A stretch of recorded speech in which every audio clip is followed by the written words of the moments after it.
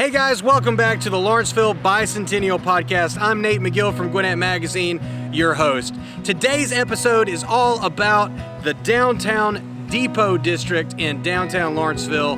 Guys, we are with three businesses today celebrating Lawrenceville's bicentennial, talking about their specific area of business in the Depot area. We've got Ironshield Brewing. We've got Pour Brewing, two amazing beer distilleries, breweries in Lawrenceville. And our other guest today is Tropical Roses, one of the many florists in Lawrenceville. You've got both a beer district and a florist district right here in downtown Lawrenceville. I guess we'll call this episode the beer garden episode, if you will. So I hope you enjoy this conversation with today's guests on the Lawrenceville Bicentennial Podcast. Let's jump right in. Hey guys, welcome back to the Lawrenceville Bicentennial Podcast.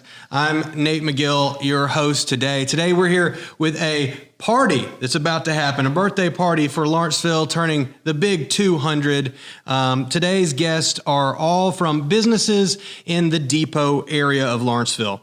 Now, the Depot area of Lawrenceville has been important since the late 1800s when trains first arrived to the area. Back in those days, it was cotton factories, corn, lumber, brick manufacturing, livestock, and it was fueling the economy of the area. But this new train moved in, and freight now could be shipped all the way to the eastern seaboard. And basically that turned Lawrenceville into this cool transportation hub that really spurred its early economic growth. Today, the Depot area is sitting right between the downtown square and the new College Corridor. The Collins Hill Road extension leads directly into the area between the square and Georgia Gwinnett College. So we hope that brings even more economic growth to the area. You guys are positioned really well to benefit from that. So it's pretty exciting. And so today we have guests from Tropical Roses, Pour Brewing, and Ironshield Brewing. And so let's make our way around the table and we'll find out why these fine folks chose Lawrenceville to be the home of their businesses. Why don't you introduce yourself first? We'll jump over to Tropical Roses and tell us a little bit about yourself and your business. Absolutely. My name is Andres Rios from Tropical Roses, and we are a full-service florist as well as a wholesaler located in the Depot District in Lawrenceville. What sets us apart is the wholesaler part, that we're open to the public, because we're really unique in that way, in the sense of actually no one in Atlanta is open to the public as a wholesaler. Oh, I gotcha. Because we, what we want to do is facilitate the process of buying flowers in bulk, because we figured out that a lot of people were trying to do that for their special events, more specifically for like their weddings and things like that. Moms want to do their arrangements, make it a little bit more intimate, more special for the event, and that's where we come in, facilitate with consultations, buying process. We take care of all that for them. So why did you choose Lawrenceville? Well, we actually moved here back in 2007 with my family. We started the business in 2006, and we've never looked anywhere else, to be honest. We started out as a basement company. Awesome. And we've been moving up, and now we're here, and we wouldn't be here without Lawrenceville, basically. Wow, that's incredible. Let's hop over. We're gonna go around the table during this podcast. We're gonna hear all kinds of stories here. We're gonna move over to Pour. Why don't you introduce yourself? You know what you do for the business, and why you chose Lawrenceville. My name is John Reynolds with Pour Brewing Company. I am one of the founding partners of Pour. We opened our doors in 2017 in the Depot District. We're Gwinnett County's first craft brewery, which we're really excited about to be able to have that claim. And we chose Lawrenceville. I moved out to Gwinnett County in 1986, Georgia boy, born and raised. And I went to high school and went to North Gwinnett High School and then to Collins Hill High School. My business partner, Marty Mazzowie, he went to South Gwinnett High School. Our wives went to Central Gwinnett High School right there in Lawrenceville. So we've lived in Gwinnett County our whole lives, and talked about how Lawrenceville really needed a craft beer scene of its own. Right. So now with Ironshield being our neighbors, that craft beer scene is doing really, really well. Good Word, Still Fire. There's a bunch of us. Monkey Wrench. Right. So through that discussion, we looked at Lawrenceville because of the historic downtown area, the square, and the development that was going on there with all the great restaurants with Local Republic and McRae's and Cosmos and Foggy Bottom. I mean, the list goes on and is continuing to grow. So the draw to Lawrenceville as a destination, Aurora Theater, there's a lot to bring people to Lawrenceville and to attract people to Lawrenceville. So we're just happy to be a small part of that. It's awesome. Yeah, it's grown since 1986 quite a bit. Yeah. So you saw that whole growth and that whole expansion over the years. That's awesome that you chose home to be the place for your business. All right, let's keep going. Let's go around the table. Over here to Ironshield. Why don't you tell us a little bit about Ironshield, what you do for the company? So my name's David Rice. I'm the CEO, one of the founding partners for Ironshield Brewing. And, we make beer, sell beer, try to provide entertainment. What really brought us to Lawrenceville was we were in search of a building. We needed a building that had the right ceiling heights, kind of the right square footage and all. And we were searching all over North Georgia. There were a few towns that courted us. But when we came across the building in Lawrenceville, it was the right size. And then we talked to the folks with the city, the economic development folks, and they started telling us the story of everything that was going on. And of course, we went across the street, had a few beers over at Slow Pour, and saw the cool vibe that they had going on.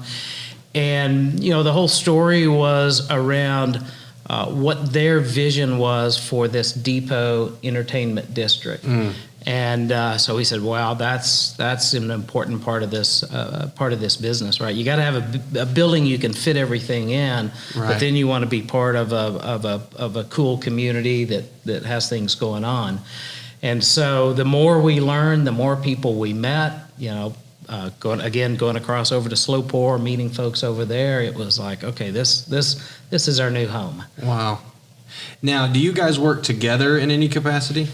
Yeah, I mean, I kind of think in terms of, the business models. If you look at craft beer scenes all around the country, the places that are famous, you've got a cluster of breweries, right? Yeah, that's Folks cool. can go and kind of make a day out of it. They can kind of hop around and go to different locations. And so that's really what I see is happening, certainly in Lawrenceville. Lawrenceville is now becoming a destination. Sure. There's lots of restaurants, lots of cool shops. Now there's, a couple of breweries. Maybe we'll have some more. Maybe we'll have a distillery at some point in the area.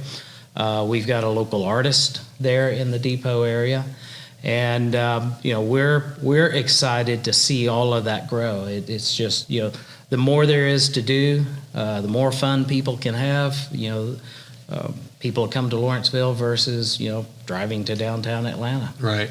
Yeah, that's really what people are looking for is, what's local, what's close to me. And I think you're seeing more and more of that as history goes on. People are coming to the city hubs, and Lawrenceville certainly as the county seat is just kind of the place to be right now. With that college corridor coming in, you guys are real college students and beer go together. I hear someone told me that once. So I hope that is, we're going to have to call this area the Beer Garden Podcast because you guys brought the beer and you brought the garden. All right.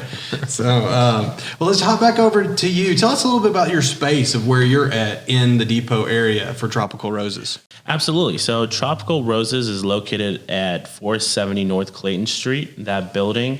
And we're across from 550 Trackside, right next to the train tracks. And from what I've been told from my landlords is that building itself used to be like unloading and unloading dock for all kinds of materials and all the trains that used to pass through there. Right. There used to be a hardware store and a mill of some sort. Mm-hmm. So it's a really cool building inside. You still have some of like the remainders from that time period. So it's definitely sets us apart from all the new buildings. Got some history there. Yeah. With the train coming by. And the train still comes by, right? Every day. Every day, yeah. And so across the street is 550 Trackside. I got married there, and we definitely needed flowers, roses, all kinds of good stuff. So do you guys work with them a bit? We have a very close relationship with them. We've been working with them. We actually moved into that building back in 2018. I'm sorry. Okay. And we've been very close since then. That's cool. So explain the wholesaling part of your business, because I'm really interested in that. So is it usually for people who are throwing like large events and they just need a ton of flowers and you're buying them wholesale? Is that how it works, or what are your customers? Or are they these kind of event facilities? Absolutely not. So we cater to everybody. So we do have like the event planners that do events for like 300, 400 people. Okay. Event places like 550 Trackside that they also need a lot of flowers. But we also cater to the everyday person. So most of the wholesalers here in Georgia, actually, they're large wholesalers, and they require you to have a business. They don't sell to the regular people. I gotcha. But we saw that a lot of people, they just want to make one arrangement for their house, or they're having a small party at their house and they want to make it look nice. That's where we come in, and we can help them out with a design, something to fit their budget, and we sell them the flowers. It doesn't have to be by the box. It can just be several stems, or depending on everybody's needs. And you guys have like all kinds of flowers? Absolutely. We import right now from around 12 countries around the world. Oh, wow. So all the way from Europe, South America, Central America. Yeah. Okay. So if I wanted to have like a true tropical vibe, absolutely, like a party, so what would you suggest I go with? Well, we have, because we're going to plan a beer garden party right now. So with Ironshield and Slow Pour over here. So for the tropical side, we import a lot from like Costa Rica, Guatemala. Okay. Birds of paradise, sunflowers, right. Different varieties of those that, I mean, if you would look at them, you would say that that's from like a Star Wars movie, because they look out of this world. Really? Yeah. That's pretty cool. Very cool. And all right. Well, let's kind of go through the buildings. I'm fascinated. So you guys used to be kind of a loading station for the trains, coming in, putting goods on the train, shipping it out. That was the historical significance of your location. Kind of different from what you do, but really not different, because you got a lot of stuff that you're shipping all over the place. Correct. And you have a lot of stuff you're importing. So kind of similar. What attracted you to your location? Do you know the history behind your building? Yeah. So our building, the tasting room area, was built in 1910. Wow. It was originally a trouser factory. Much like you were mentioning with the beauty of the older buildings, we were very attracted to that with our space. Original floors, the old brick walls like we have in this room here. It just provided a vibe that you can't recreate. Right. So we really wanted to honor that and dress it up as much as we could. Sure. So that's what the building gets newer as you go back in our space. I gotcha. So, did you guys build onto it at all, or? We didn't build onto it. Yeah. No. So No. it was just over time. It just grew over time from 1910 to whenever. Right. But a garment factory making trousers. Did you know that pants came from Lawrenceville at one point? I did not know this. Where'd you get your pants? Lawrenceville. They're made in Lawrenceville. Right. One day, a long time ago, people were saying that. I'm guaranteed. Right. Okay. Well, let's go. Ironshield. You guys, we talked about in a former podcast, if folks have been listening to the full show, you guys used to be the home for Gwinnett Daily News back in the day. Yeah, that's right. So the building that we're in really is a city block wide that starts over on Clayton Street, and that's the oldest part. So around 1960, they built the first part, and then as the newspaper expanded and grew, they kept building more buildings, and they're all connected. They got a little bit bigger each time. And when we first looked at the building and got in there, 4 of the 5 buildings were filled with offices, and just kind of a crazy pattern of office space. And then the last biggest building was where they had the big printing presses downstairs and the big rolls of newsprint upstairs. So we had to empty all of that out and return it back into to manufacturing space. Wow. So we've got about 55,000 square feet with about 5,000 square feet for our tap room. And that's over on the Chestnut Street side of the building. So you enter the tap room from there. We've got a 6,000 square foot beer garden outside there. Awesome. And then from there, we kind of took advantage of that. There was a 2-story part of the building. We cut out a big chunk of that floor, so our big fermentation tanks could come up through there. We needed about 35 feet clear span to accommodate the biggest tanks. And then we were able to utilize that to create windows so folks in the tap room can look down on the brewing operations, watch the brewers, and very cool. See the beer in fermentation tanks, watch the fermentation. Yeah, that's kind of the fun part about what both of you guys do is just the process is just as much of an attraction as the product itself. So people are coming to taste the beer and they're coming for the product, but also to see how the product's made. Yeah. To that whole part of the process has become people are always interested in that story about beer and right. how it's made, and we take people on lots of tours, sure. and it's always a fun interaction to have with folks. We really enjoyed getting the opportunity to do that. Now, talking about building out all of this space, you also built out all of that space during the global pandemic, right? So that had to be a challenge for you. We didn't really plan for a pandemic, right? But we were scheduled to open at the end of January a year ago, and it started to slow us down a little bit in that brewing equipment comes from all around the world. A lot of our equipment was German and some Italian pieces, and they started going under a lockdown first before the U.S. did. So we were struggling to get parts and pieces. Then we finally got parts and pieces in, and then the lockdown happened here. And so we were delayed about 4 months in the process, getting all the licenses and inspections and things that we had to have. Wow. So we just celebrated our 1-year anniversary it's a week ago. I mean, when you've gone through something like that, I mean, it's sort of like it's a big deal. You just do what you got to do. Yeah. All right. So let's talk about between you guys, what makes your beer different from each other? Because I know your brewing styles are different. You have like a different taste profile and that kind of thing going on. So why don't we talk about that a little bit? If somebody wants to go on the Lawrenceville beer tour, what are they going to see at your place? And then we'll see what they're going to see at your place. Yeah. I think our beers are they have their own identity. Those are very closely tied to the brewers and the folks that make those beers. Their personalities shine through those beers.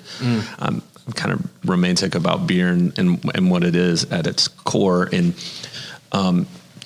Jason over at Ironshield, his identity shines through the beers and the vision that they had set up. And I'm not trying to speak for you in any way, Dave, but the same's true over at Slow Pour with Matt and Tyler and Ryan and Josh, who touch every one of our beers in the way that they brew those. We try to have a very broad scope with what we can brew and the things that we do. We have very small tanks, so it allows us to be more experimental with some of the stuff that we do. Because if it doesn't go over real well, we have just a small amount of it, but yeah, we do, we focus on the IPAs, hazy IPAs, sours, we do some lagers, American style lagers, and so on. So, okay. Yeah.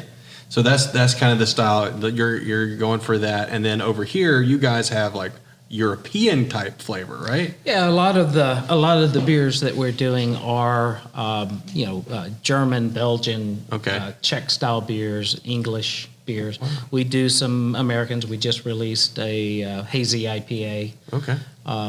That our brewer Jason did that we think is delicious. But we, one of the things that's a little different is, if you look at their brew house and our brew house, we've got our tanks are larger, right? Mm-hmm. And so when we maybe don't do as many styles as they have the ability to do. When we do a style, we have to commit in a pretty big way. We make a lot of it. So we spend a lot of time on the front end side, the science side, I guess, if you will, to make sure that when we produce that batch, that it's going to be spot on to what we wanted to, what the vision was for that. How did you first get into this? So my love affair with beer goes back to my college days. Okay. And there was so went to school Oklahoma, and there were some really, really bad beers out there, and then a friend of mine turned me on to European imports back at the time. And this was really before the craft scene had ever started. So you're talking about early '80s, and all of a sudden it was like, wow, these beers are fantastic. They have lots of taste, and just there's all these different styles. And then heard about, hey, you can make it yourself, and we found this little old guy in a grocery store all the way on the cross of town. I don't know. He seemed ancient to us. He's probably 35 or 40, But he told us about, okay, here's how you can make some beer, and gathered up all the stuff. And we made some in the closet in the dorm room, and it was horrible. It was just absolutely disgusting. But it had alcohol in it, so we drank it anyhow. Right. But we had no idea what we're doing. And, I spent my career in manufacturing in the beverage industry and all, and started to take the things that I had learned professionally when I got back into to brewing to really utilize all the skills I had learned in the soda pop business. And then had friends that were master brewers and all, and it all kind of led down the path to, hey, let's go put together a brewery and do this. Yeah. Wow. Yeah. That's the journey. You're living the dream, I guess. Absolutely. So how about you? How did you get into your business? Much like Dave, fell in love with beer in college, right? Yeah. But